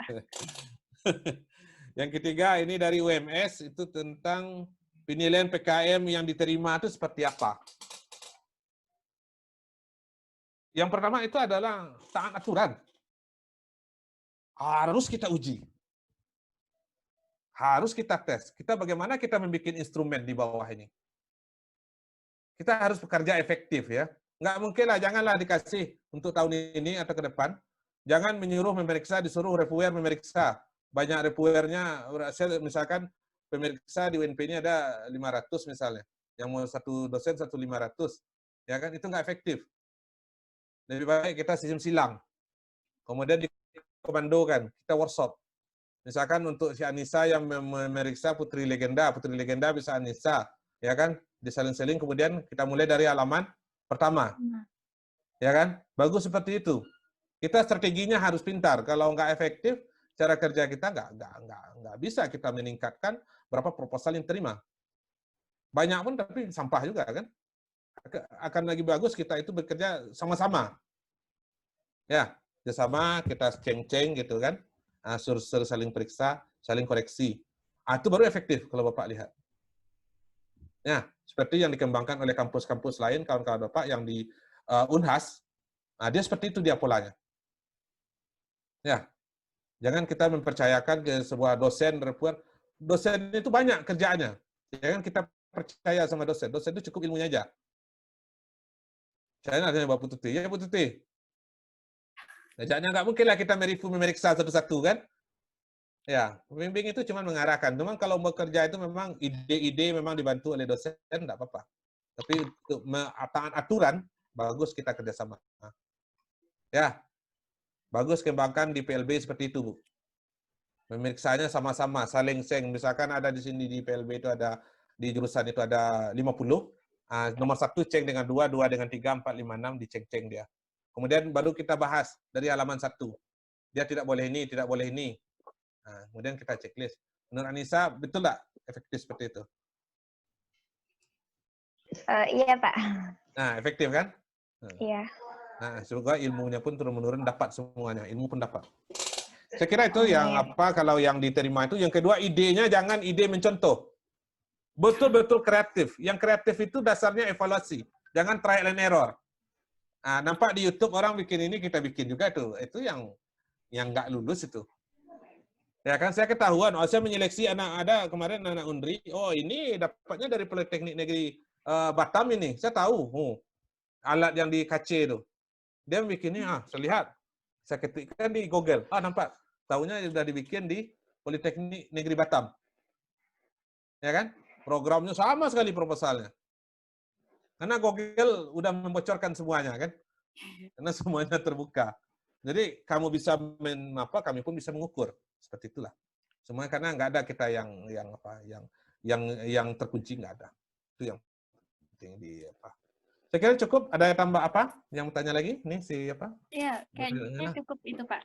Cukup. Pertanyaan udah merangkup. Soalnya pertanyaan-pertanyaan lain hampir sama kira-kira seperti itu, Pak. Iya, oke. Baik, terima kasih kepada Bapak yang sudah memberikan materi hari ini. Tentunya ilmu yang sangat bermanfaat.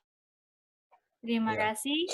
Dan selanjutnya nih kita buka sesi sharing nih, Pak. Kita sharing sama Kak Anissa gimana pengalamannya sampai ke PIMNAS. Nih, gimana nih Kak Anissa kabarnya? Minum, Bu, ya.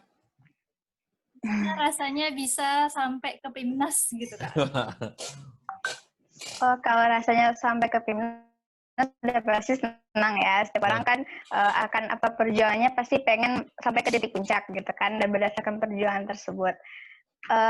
Alhamdulillah waktu PIMNAS 33 di Universitas Udayana Bali kemarin, tim UNP dari jurusan pendidikan luar biasa memperoleh juara favorit, itu bidang PKMKC, itu Karsa Cipta, di mana tim saya itu menghasilkan sebuah produk berupa sepeda terapis untuk anak gangguan sistem gerak atau biasa kita sebut dengan cerebral palsy. Nah, jadi di kelas itu nanti sampai di PIMNAS kita akan ada, kalau nggak salah itu totalnya ada 7 juara yang bisa kita raih. Yang pertama itu ada juara kelas. Juara kelasnya ini ada terdiri dari juara 1, 2, dan 3 juga. Kemudian ada pameran poster. Nah, nanti di pameran posternya ini juga ada juara 1, 2, dan 3. Kemudian baru terakhir yaitu juara favorit. Juara favorit ini dinilai dari presentasinya. Jadi bagaimana sih cara menyampaikan materi yang akan kita sampaikan itu mentransfer isi dari proposal kita, laporan akhir, dan juga laporan akhir. Termasuk produk kita itu bagaimana sih mentransfer produk tersebut kepada juri. Jadi alhamdulillah tim ini mendapat juara favorit dalam presentasi gitu. Wah, luar biasa. Mungkin kakak bisa berbagi gimana sih tips dan triknya nih, biar teman-teman yang lain yang ikut PKM juga bisa nih sampai ke PIMNAS nantinya. Nisa, Iya Pak. coba ceritakan mulai dari pembentukan kelompok. Cerita panjang ya Pak. Teman-teman sangat menunggu itu. Seperti apa suka dukanya, seperti apa ini segala macam, upaya-upaya segala macam. Biar teman-teman ini, kata Pak Rindarmon ini harus diprovokasi. Iya Pak, dari pertama itu kan muncul dari ide. Nah, ketika muncul dari ide ini, saya juga berasal dari seminar PKM 5 bidang seperti saat sekarang ini Pak, waktu saya masih tingkat pertama.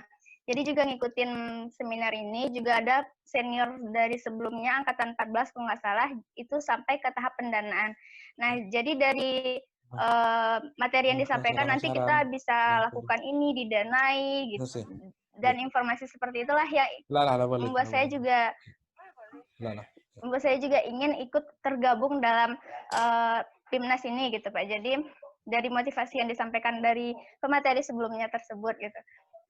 Ketika ada ide muncullah saya diskusi dulu sama dosen terkait itu Pak Aris kebetulan beliau waktu saya masih semester awal itu beliau mengajar di kelas gitu Pak. Jadi berdiskusi mengenai sebuah ide apakah produk seperti ini sudah ada sebelumnya gitu Pak. Jadi seperti yang Bapak bilang kita cari dulu di Google. Jadi setelah kita googling apakah ada sepeda otomatis untuk menterapi orang gangguan sistem gerak gitu Pak. Jadi udah digulung pakai bahasa Indonesia, pakai bahasa Inggris, jadi belum ada literasi di Google sedikit pun terkait dengan produk yang sama persis dengan yang kami harapkan. Nah, kata Pak Aris langsung tuangkan, jadi Anissa punya ide, langsung tuangkan dalam bentuk karya ilmiah gitu, karena kalau ide yang hanya ada di kepala tanpa kita tuangkan, orang lain tidak akan paham akan ide tersebut gitu Pak. Jadi setelah kita tuangkan idenya, dicari tim terkait atau jurusan atau bidang ilmu yang terkait yang bisa membantu dalam menciptakan produk tersebut gitu. Jadi setelah dibahas-bahas ternyata ada elektronya di dalam produk ini gitu Pak, karena pakai penggeraknya itu kan dari monitor. Nah, dari segala macamnya itu ternyata kayaknya lebih sinkron untuk bergabung atau bekerja sama dengan jurusan teknik elektro. Jadi kami timnya itu satu lagi dari teknik elektro Pak. Nah, setelah bergabung sudah terbentuk satu tim. Kemudian berdiskusi panjang gitu Pak. Kata Pak Aris ini sudah melebihi revisi dari seminar proposal untuk skripsi karena lebih dari 1 bulan untuk merancang satu buah proposal saja itu ada 4 orang bersama pembimbing gitu Pak. Kemudian setelah selesai pembuatan proposal dimasukkan ke universitas kan ada seleksi internal dari pihak perguruan tinggi yang terkait. Jadi di sini dikumpulkan kepada UKM PPIPM proposalnya. Setelah lulus seleksi internal, kemudian baru muncul pengumuman seleksi hasil dari pendanaan dari Simbamawa. Alhamdulillah tim UNP didana itu sebanyak 26 tim. 26 tim. Iya, 26 tim, Pak. Lah dari situlah mulai perjalanan yang sesungguhnya menuju PIMNAS setelah didanai. Itu kalau suka duka dari tim itu mungkin udah kayak rumah tangga sendiri gitu ya Pak. Berantemnya, menyatukan idenya, oh ini pakai ini lebih mahal, pakai ini gimana, juga penggunaan biaya yang saya rasa untuk menghasilkan produk seperti itu tuh memang butuh besar gitu Pak. Karena itu kami berpatokan pada produk-produk yang ada di tempat gym. Kami juga sempat survei ke tempat gym, ke labor PLB juga ada sepeda seperti itu gitu Pak. Jadi mensurvei ukuran dan segala macam. Alhamdulillah tim kami itu didanai 8.800.000 dan kami untuk menciptakan produk itu termasuk laporan dan lain-lain perjalanan kami. Itu kalau nggak salah sampai 9.100.000 jadi minus sekitar 500.000 itu Pak. Itu berempat bersama Pak Aris itu kami gimana produknya bisa kami hasilkan, karena kami tujuan awalnya prototipenya ini sudah bisa diuji coba minimal 1 atau 2 sasaran gitu Pak. Jadi karena optimis yang terlalu tinggi gitu Pak, jadi produknya harus tercipta, tak apa-apa lah pakai biaya sendiri gitu Pak. Sempat juga kami itu minjam sama salah satu profesor di jurusan pendidikan luar biasa, dananya belum cair Bu, padahal udah harus monef eksternal. Kami kekurangan biaya gitu Bu. Jadi dipinjamkan sama salah satu dosen kami biaya untuk menyelesaikan sampai tahap uji coba dari tomat baik itu gitu Pak. Karena kan uang kita cair 20% lagi itu setelah PIMNAS ya kan Pak. Nah, jadi kami sempat meminjam uang ke salah satu dosen untuk di mana produk ini tetap harus bisa dihasilkan dan bisa diuji cobakan agar ketika sampai di monef eksternal, kami juga bisa menyampaikan bahwa benar loh ternyata produk yang kami hasilkan ini benar-benar memberikan efek positif atau memberikan manfaat kepada yang kami uji cobakan gitu, karena memang harus sampai ke tahap uji coba gitu Pak. Jadi ketika monef eksternal, sampai monef eksternal itu kalau nggak salah bulan Juli, itu ternyata salah satu jurinya itu berasal dari pendidikan luar biasa juga gitu, pendidikan khusus dari UNY kalau nggak salah Pak. Beliau Ibu Sukinah sebagai juri. Jadi ketika kami presentasikan, padahal awalnya kami takut menggunakan bahasa KPLB-an, takutnya jurinya tidak mengetahui maksud dari bahasa-bahasa yang di KPLB-an. Ternyata jurinya berasal dari jurusan pendidikan khusus itu sendiri gitu. Bahkan beliau juga bidangnya D gitu Pak. Jadi dosen bidang yang memang paham betul tentang tunadaksa gitu Pak. Jadi kami juga dilempar pertanyaan-pertanyaan yang kami rasa, kok jurinya bahasanya seperti ini gitu. Kok rasanya kayak diuji juga gitu dalam bidang. Oh jadi ini anak serba yang bisa menggunakan tipe apa dan bagaimana kata jurinya. Ternyata beliau juga dari jurusan pendidikan khusus gitu Pak. Nah selesai dari monef eksternal, kami lanjutkan juga uji coba tomat baik ini kepada anak cerebral palsy.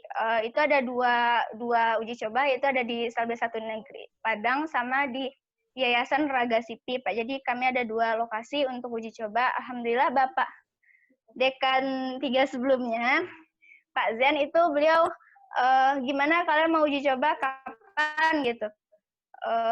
Iya Pak, masih dalam mikirin dana untuk ngangkat tomat baik yang sebesar ini Pak gitu. Rencana kami mau sewa becak tapi lokasinya jauh. Ya udah masukkan dalam mobil saya di belakang gitu. Ya kapan lagi mahasiswa digonceng sama dekan 3 gitu Pak. Motivasi juga buat teman-teman bahwa sebenarnya kita disokong dan didukung sama jurusan, sama fakultas, dan di universitas agar bagaimana bisa menuju ke PIMNAS gitu Pak. Jadi kami juga diantar sama Pak Zen di belakang mobil beliau, kami masukkan tomat baik yang ukuran hampir mencapai 2 meter kalau nggak salah panjangnya. Jadi dimasukkan ke belakang mobil beliau, diantarkan ke lokasi tempat uji coba di Raga Sipi waktu itu Pak, di Rumah Gadang Serba Palsi. Beliau juga menyaksikan di saat itu ketika kami uji coba, terus ketika mau ke PIMNAS juga beliau mengajak kami untuk presentasi di ruang sidang dekan. Jadi beliau mau melihat seperti apa. Itu Bapak dekan yang sekarang juga bersama Bapak juga datang kemarin melihat presentasinya. Itu masih gugup Pak untuk presentasinya. Nah setelah itu kami baru menyiapkan strategi bagaimana sih mempresentasikan tentang tomat baik ini kepada juri, kepada teman-teman juga, agar yang kami maksud dari tomat baik ini bisa bisa tertransfer kepada yang kami tuju gitu. Jadi kami di sini bikin skenario presentasi waktu di PIMNAS itu Pak, dengan salah satu tim itu memperagakan menjadi serba palsi. Jadi ketika sudah mulai masuk ke ruangan itu, sudah ada 1 orang serba palsi. Jadi orang berpikir bahwa berarti memang ada dari timnya ini mengalami gangguan gerak gitu. Itu capeknya juga minta ampun karena dari awal masuk itu sudah kaku-kaku gitu Pak. Sampailah dapat lot tampil nomor 3 terakhir dari pagi sampai sore. Jadi nomor 3 terakhir pas itu pas awal bicara kan dimulai dulu presentasi sama tim saya, yang satunya, terus baru dilanjutkan dengan saya sampai dalam pengenalan hingga muncul sebuah ide yang kami sebut dengan tomat bag atau automatic bag. Jadi langsung teman yang tadi berperaga sebagai serba basi langsung sembuh ketika dibicarakan automatic bag-nya gitu Pak. Jadi juri pun juga kaget, hah jadi bukan CP ya anaknya, kok langsung sembuh ketika dibicarakan itu. Jadi satu ruangan sempat tepuk tangan juga karena acting dari pagi sampai sorenya itu Pak. Terus dan satu lagi itu jurinya juga kebetulan dari jurusan fisioterapi. Dan beliau juga tahu betul bagaimana susahnya menfisioterapi anak-anak yang mengalami gangguan gerak. Jadi pas presentasi ternyata ketemu lagi dengan orang dengan bidang yang sama persis dengan yang kami ciptakan gitu Pak. Jadi alhamdulillah beliau mengerti dengan maksud dan tujuan dari tomat bag karena backgroundnya beliau itu fisioterapis gitu Pak. Waktu di Bali kemarin.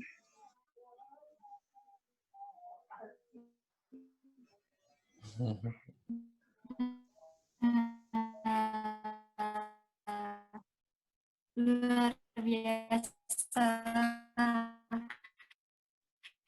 Terus Kak, kalau misalnya kita dapat tim yang baik dan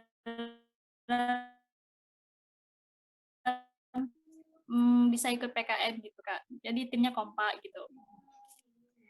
Kalau beradu argumen tuh pasti ada ya. Namanya juga orang dengan isi kepala yang berbeda-beda. Jadi pasti akan ada cekcoknya lah atau sibuknya lah.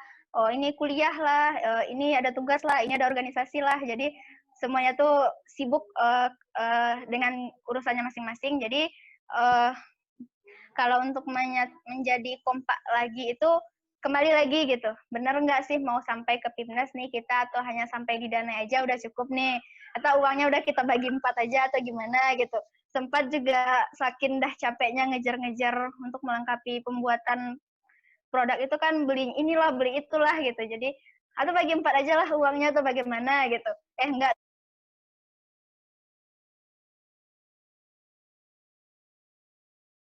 PIMNAS gitu.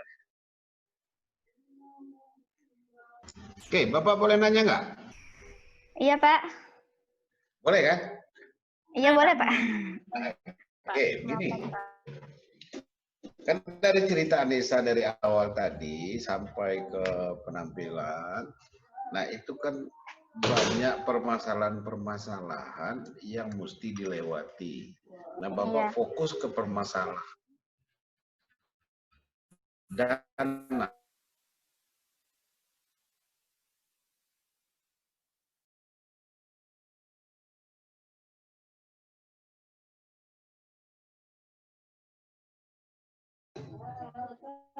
jika dana itu tidak terpenuhi, apakah itu menyurutkan semangat Anissa untuk maju?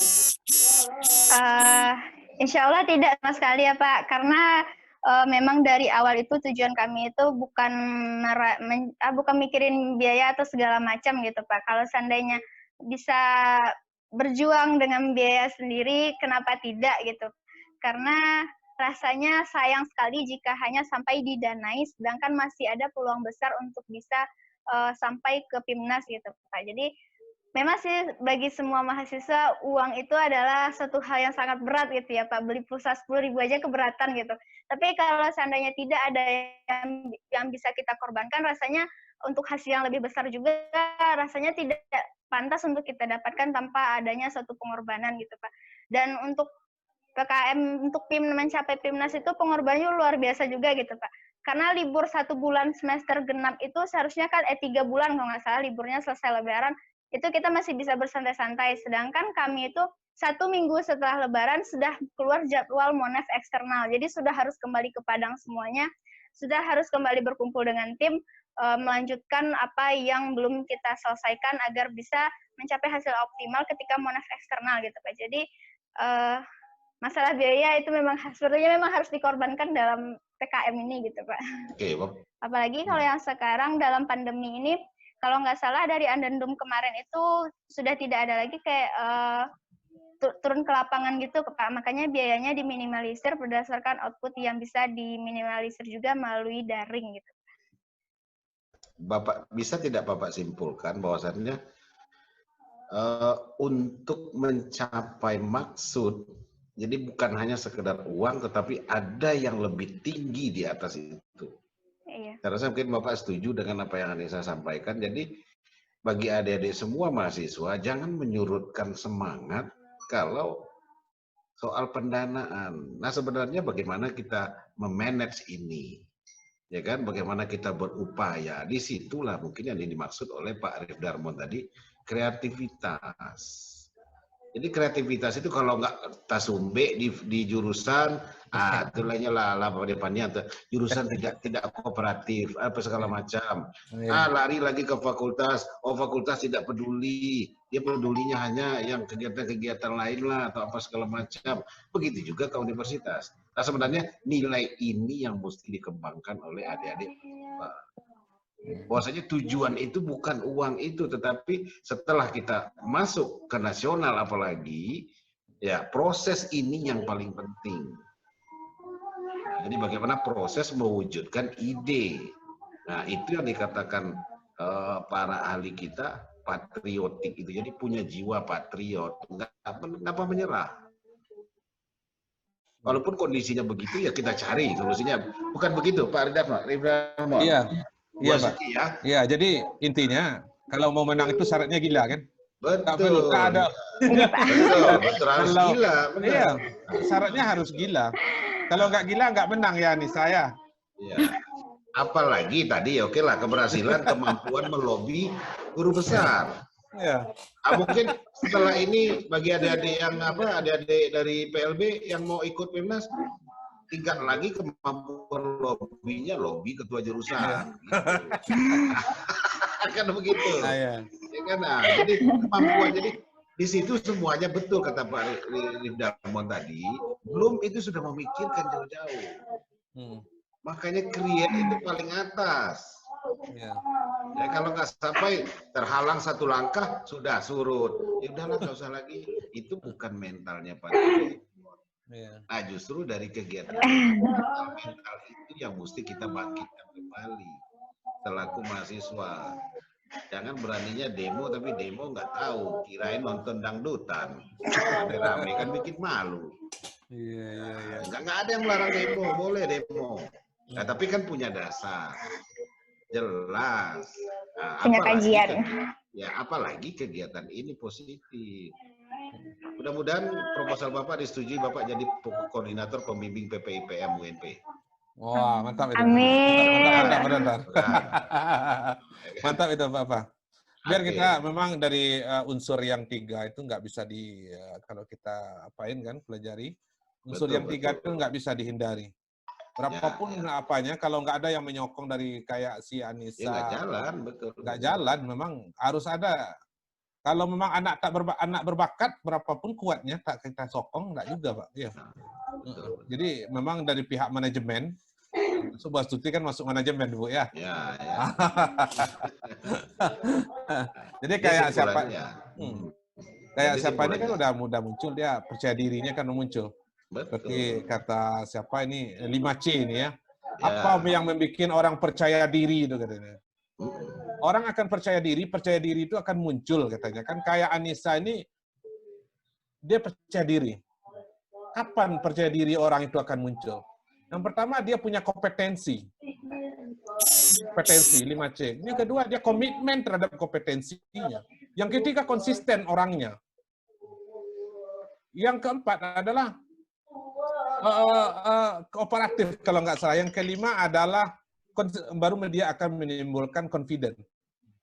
Orang yang confident ini yang dikatakan credible. Ini yang katanya 5C itu, yang kita pelajari itu. Jadi inti dari kenapa si Anissa ini bisa percaya diri, karena dia komitmen terhadap kompetensi dan konsisten dia. Nah, ini yang menimbulkan seperti orang, bagaimana cara percaya diri, kuasai materinya, komitmen terhadap pemecahan masalah dengan metode-metode itu. Konsisten terhadap metode namanya. Itu yang menimbulkan orang itu percaya diri.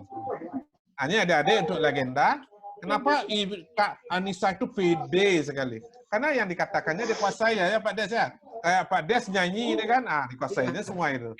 Orang bisa bernalar kalau nggak punya wawasan nggak akan bisa bernalar. Nah iya. Iya aja. Iya. Jadi terakhir, Anissa gini, Iya. pesan dari Bapak selaku pimpinan fakultas juga mungkin Bu Nur Rasuti, tolong tularkan virus yang Nisa punya itu ke teman-teman, itu aja. Tularkan virus itu. Virus Iya, Pak. patriot itu yang mesti ditularkan, sehingga mulailah bergerak mahasiswa FIP. Jangan hanya datang ke kampus, sudah selesai kuliah pulang. Sedikit. 21. Iya Pak, ini sedikit informasi ya Pak. Kemarin itu sebelum pandemi ini, saya dengan tim Tomat Baik itu kan kami ada bertiga, kami sudah juga bikin suatu grup atau bisa dibilang komunitas gitu Pak, untuk menyatukan antara mahasiswa PLB dengan mahasiswa teknik. Karena kebanyakan dari ide-ide mahasiswa PLB ini harus bekerja sama dengan teknik untuk menciptakan produk gitu Pak. Jadi kami sudah sempat berkumpul beberapa kali, ide siapa, seperti apa, lalu temannya di teknik mana gitu. Itu sudah sering kami lakukan diskusi di Limau Manis gitu Pak. Alhamdulillah teman-teman teknik itu malah, oh di sini ya kampus cabangnya, oke, nah besok kami datang lagi untuk diskusi gitu. Jadi sudah ada kami bentuk beberapa tim dan sekarang juga udah ada masukan proposal gitu Pak. Termasuk Legenda itu juga dari tim kami juga yang kami bimbing gitu, masuk Dea juga bikin proposal gitu Pak. Banyak yang bikin proposal dari sangat rugi lah mahasiswa kalau monodisiplin, harus interdisiplin, kalau bisa multidisiplin.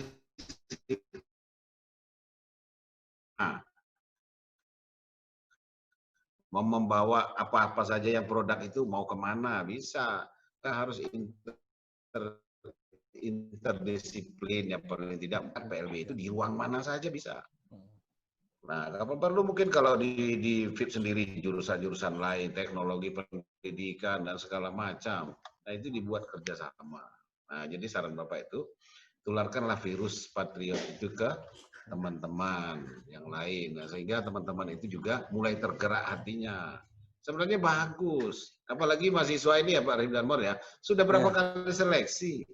Iya. Kita orang-orang pintar semua, tapi kok belum muncul jiwa patriotnya. Nah, perlu provokasi juga untuk memunculkan itu. Oke, saya rasa itu saja. Terima kasih Anissa. Iya Pak, sama-sama. Nah, alhamdulillah terima kasih Kak Anissa sharing sessionnya. Juga terima kasih kepada Bapak yang telah memberikan materi sore hari ini. Alhamdulillah kita dapat ilmu baru lagi.